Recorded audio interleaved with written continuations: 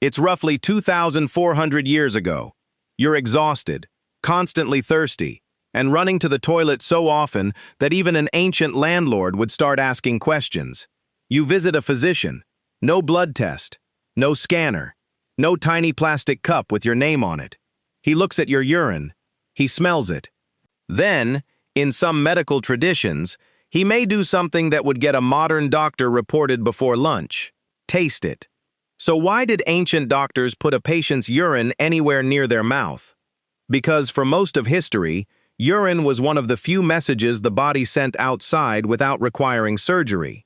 Doctors could inspect its color, smell, cloudiness, sediment, amount, and sometimes taste. They did not understand kidneys, hormones, or blood glucose the way we do. But they could notice patterns, and sometimes those patterns were surprisingly useful. Start in ancient India. The Sushruta Samhita, traditionally associated with roughly the 6th to 5th centuries BCE, described a condition called madhumeha, often translated as honey urine. One striking clue was urine described as sweet and attractive to ants. Imagine being sick, leaving a sample near the ground, and watching insects arrive like the world's least reassuring laboratory result. Sushruta is remembered as one of the major figures of early Indian medicine and surgery. He did not know about insulin. Nobody did. But physicians were connecting unusual urine with symptoms such as intense thirst and frequent urination. Did some doctors actually taste urine? Yes. Yes, they did. That sounds ridiculous, until you remember their equipment list. Eyes, nose, hands, memory, and whatever courage was required to complete the final test. They were not diagnosing diabetes in the modern sense, but they had noticed something real. When glucose becomes high enough in the blood, some of it can spill into urine and make it sweet. Their explanation of the disease was incomplete. The observation wasn't. And that is the strange part of ancient medicine. Sometimes the grossest-looking method contained a better clue than the impressive theory built around it. Now move to Greece, in the 5th and 4th centuries BCE. The Hippocratic medical writings encouraged physicians to examine urine as part of judging how an illness was progressing. Color mattered. Sediment mattered. Whether the urine became clearer or more abnormal over time mattered. Hippocrates was not standing beside a bed swirling a urine cup like a sommelier saying, "Excellent body, unfortunate finish." Greek physicians were generally more interested in appearance and changes over time than in tasting every sample that entered the room. And compared with simply blaming an angry god for every fever, systematic observation was a major upgrade. The problem was what came next. Hippocratic medicine interpreted many observations through the theory of bodily humors. Blood, phlegm, yellow bile, black bile. The body was imagined as a balancing act in which illness could result from the wrong mixture. So physicians were doing something recognizably scientific on one side, watching, comparing, recording patterns, while using a biological explanation that would make a modern medical textbook quietly close itself.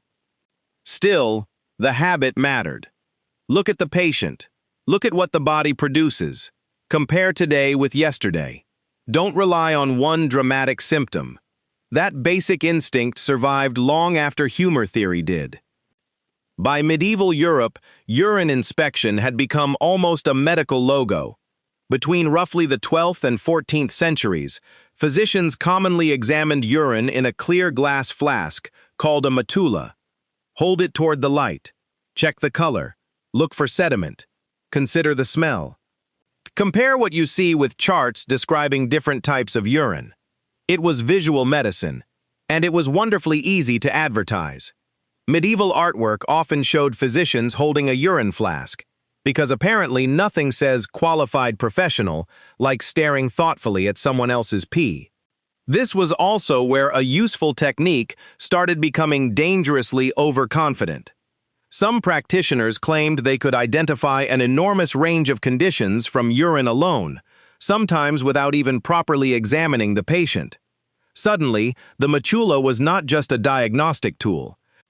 It was flirting with fortune-telling. But underneath the exaggerated claims, One good idea remained. Substances leaving the body can contain evidence about what is happening inside it. Modern medicine still agrees. It just prefers chemistry to bravery. Here's the modern contrast. Reliable chemical urine testing is extremely recent compared with these traditions. In the 20th century, reagent strips made it possible to test substances, such as glucose, through a color change instead of a physician's tongue. Humanity spent centuries perfecting medicine, and one underrated achievement was finally inventing a piece of paper willing to do the disgusting part for us. So why did ancient doctors taste urine? Because they had very few ways to look inside a living body, and urine gave them clues for free. Some of their explanations were wrong. Some drifted into superstition. Some were delivered with the confidence of a man who had never once seen a pancreas, but was still prepared to explain exactly what yours was doing. Yet occasionally, observation beat theory. Sweet urine really can signal excess glucose. Changes in urine really can reveal illness. The ancient physician did not understand the mechanism, but he could still notice the pattern. That may be the most important lesson. Science did not begin when humans suddenly knew the correct answers. It began when they paid attention closely enough to realize that the body was leaving clues. The tools change. The curiosity does not. So next time a doctor hands you a sample cup, appreciate 2,000 years of medical progress, and be especially grateful nobody asks what vintage it is.